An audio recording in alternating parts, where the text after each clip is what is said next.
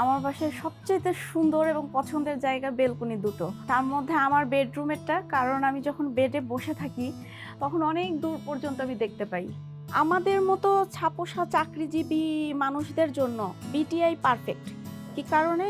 আমি অন্যান্য কোম্পানির সাথেও অনেক কথা বলেছি, অ্যাকচুয়ালি স্যাটিসফাইড হতে পারি নাই। তখন আমার হাজবেন্ড বলছে যে তুমি বিটিআই এর সাথে কম্পেয়ার করলে বিটিআই ছাড়া অন্য কোথাও অ্যাপার্টমেন্ট কিনতে পারবে না।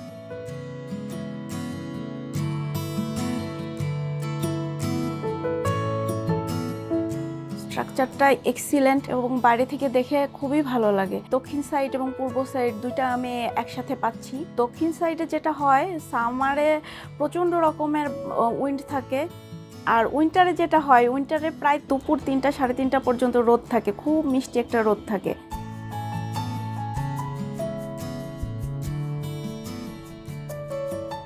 ছাদটা তো এক্সিলেন্ট। ছাদে আমি হাঁটতে যাই, গেস্ট আসলে নিয়ে যাই, ফটো সেশন করি।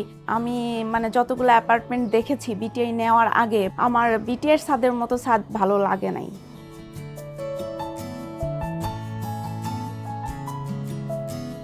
আমি অন্যান্য কোম্পানির সাথেও অনেক কথা বলেছি। প্রথমেই দেখা যায় যে অনেক বড় অ্যামাউন্ট, একটা বিগ অ্যামাউন্ট দিতে হয়, কিন্তু বিটিআই বোধহয় আমাদের মতো নিম্ন মধ্যবিত্তদের জন্য ইনকাম অনুযায়ী ওরা পেমেন্ট শিডিউলটা করে। এটা আমাদের জন্য একটা বড় সুবিধা। পেমেন্ট শিডিউলটা এত সুন্দর ছিল, লাস্টের অ্যামাউন্টটাও আমাদের সুবিধা মতো ছিল।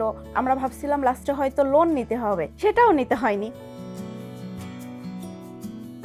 আমি ভাড়া বাসায় ছিলাম, তো বলে দেওয়া হয়েছিল যে আমরা ছেড়ে দিব। এরকম সিচুয়েশনে বিটিআই আমাদেরকে জানিয়ে দেয় অন টাইমেরও কয়েক মাস আগে দিয়ে দিবে। সেক্ষেত্রে আমার ভাড়াও কিছু সেভ হয় এবং আমার প্ল্যান অনুযায়ী আমি উঠতে পারি।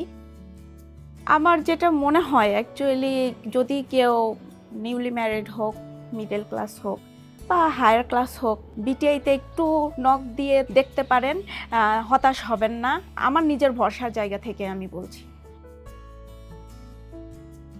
আমি বিটিআইকে বলতে চাই আপনাদেরকে অনেক অনেক থ্যাঙ্কসের চেয়ে আমি আসলে হ্যাপি। আমার নামটাও হ্যাপি, আমি নিজেও হ্যাপি।